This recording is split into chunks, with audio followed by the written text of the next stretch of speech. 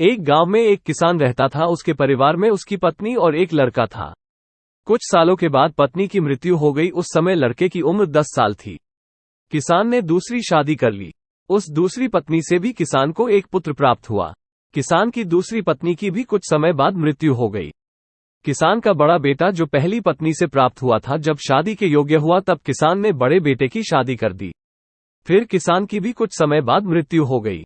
किसान का छोटा बेटा जो दूसरी पत्नी से प्राप्त हुआ था और पहली पत्नी से प्राप्त बड़ा बेटा दोनों साथ साथ रहते थे।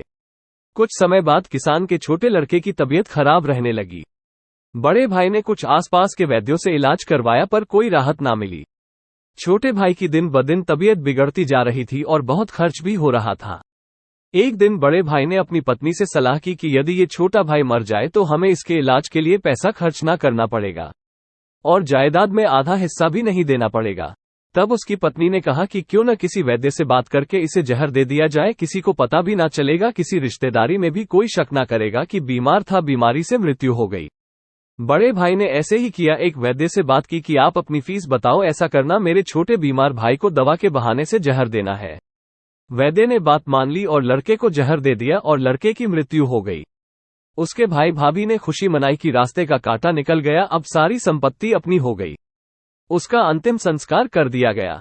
कुछ महीनों पश्चात उस किसान के बड़े लड़के की पत्नी को लड़का हुआ। उन पति पत्नी ने खूब खुशी मनाई, बड़े ही लाड़ प्यार से लड़के की परवरिश की। कुछ ही गिने वर्षों में लड़का जवान हो गया। उन्होंने अपने लड़के की भी शादी कर दी। शादी के कुछ समय बाद अचानक लड़का बीमार रहने लगा। माँ बाप ने उसके इलाज के लिए बहुत वैद्यों से इलाज करवाया, जिसने जी तना पैसा मांगा दिया, सब कुछ दिया ताकि लड़का ठीक हो जाए। अपने लड़के के इलाज में अपनी आधी संपत्ति तक बेच दी, पर लड़का बीमारी के कारण मरने की कगार पर आ गया। शरीर इतना ज्यादा कमजोर हो गया कि अस्थि पिंजर शेष रह गया था।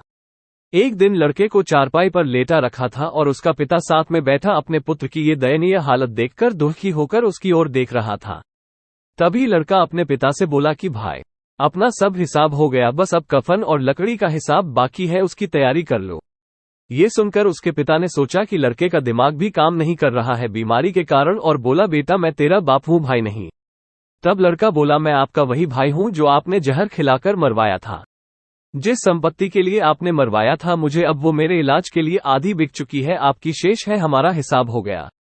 तब उसका पिता फूट फूट कर रोते हुए बोला कि मेरा तो कुल नाश हो गया, जो किया मेरे आगे आ गया, पर तेरी पत्नी का क्या दोष है जो इस बेचारी को जिंदा जलाया जाएगा। उस समय सती प्रथा थी जिसमें पति के मरने के बाद पत्नी को पति की चिता के साथ जला दिया जाता था। तब वो लड़का बोला कि वो वैद्य कहाँ है जिसने मुझे जहर खिलाया था। तब उसके पिता ने कहा कि आपकी मृत्यु के 3 साल बाद वो मर गया था। तब लड़के ने कहा कि ये वही दुष्ट वैद्य आज मेरी पत्नी रूप में है, मेरे मरने पर इसे जिंदा जलाया जाएगा। हमारा जीवन जो उतार चढ़ाव से भरा है, इसके पीछे हमारे अपने ही कर्म होते हैं। हम जैसा बोएंगे वैसा ही काटना पड़ेगा। कर्म करो तो फल मिलता है, आज नहीं तो कल मिलता है। जितना गहरा अधिक हो कुआं, उतना मीठा जल मिलता है। जीवन के हर कठिन प्रश्न का जीवन से ही हल मिलता है।